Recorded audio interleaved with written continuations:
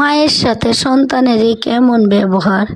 ছেলে বাজার থেকে মাছ আনলো, মা দেখে বলল, বৌমা আমাকে তুমি মাথাটা খেতে দিও। বৌমা তো রাগ হইয়া গেল, বৌমার মা আসছে, সে তার মাকে রেখে তার স্বামীর মাকে দিবে, তার কাছে খুব হিংসা হচ্ছে। তোর ছেলে যখন রাত্রে আসলো, ছেলের কাছে মার ব্যাপারে অনেক আবেজাবে কথা বলল।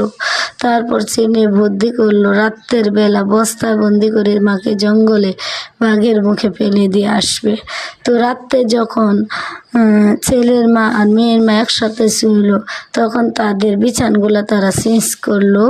তারপর মেয়ের মাকে বস্তায় বন্দি করে রাত্রে ভুল সহকারে নিয়ে জঙ্গলে পালাইয়া দিয়ে আসছে, বাঘে তাকে ছিঁড়ে বুড়ে খাচ্ছে।